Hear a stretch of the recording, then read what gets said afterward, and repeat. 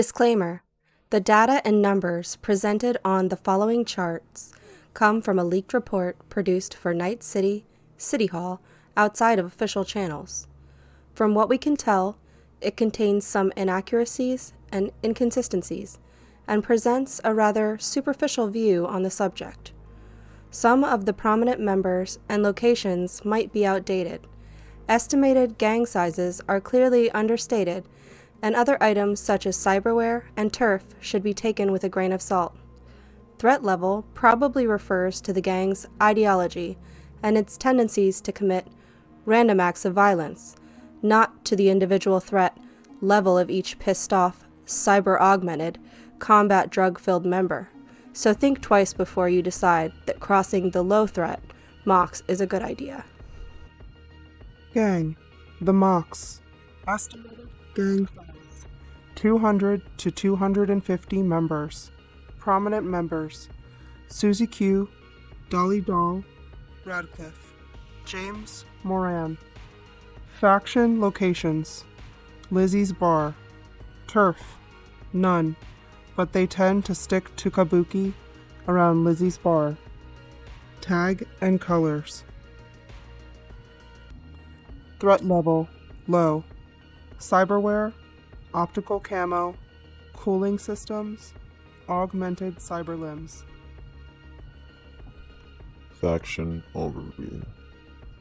The Moxx are a small, non-territorial gang, consisting mostly of sex workers, anarchists, punks, and sexual minorities.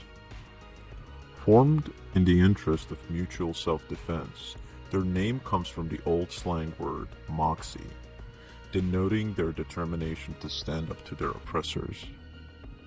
The Moxx like to wear outfits that mix the punk aesthetic with inexpensive fashions typically worn by prostitutes, but they tend not to wear clothes that would restrain their movements in any way, leaving them looking more like gangers than sex workers.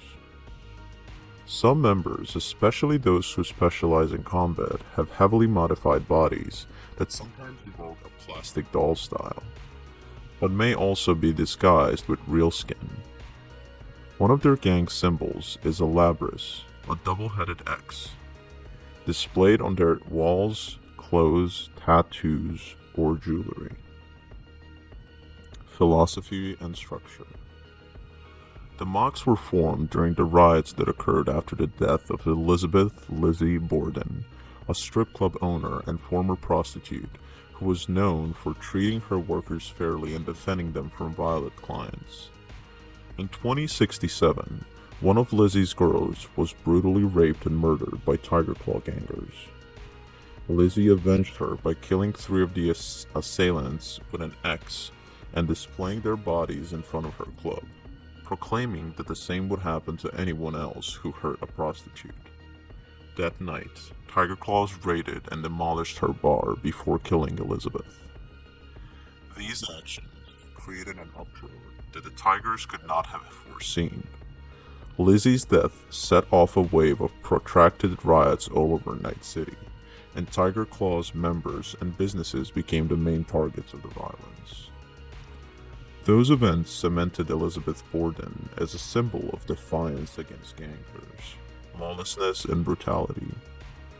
Her ideology's successors commemorated her by rebuilding her place, naming it Lizzie's Bar, and forming a gang that brought together those who felt threatened and oppressed as sex workers and sexual minorities. The Moxx do not have any strict hierarchy.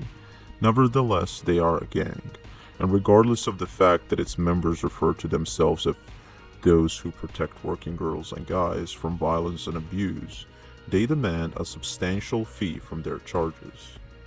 They also run several smaller brothels where they profit from prostitution, so they are far from being saints. Source of income.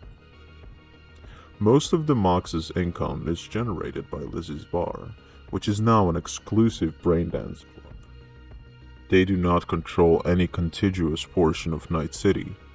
focusing instead of protecting their facilities, members, and sex workers who operate in the vicinity of Lizzie's bar. As long as they are left to their business, they do not actively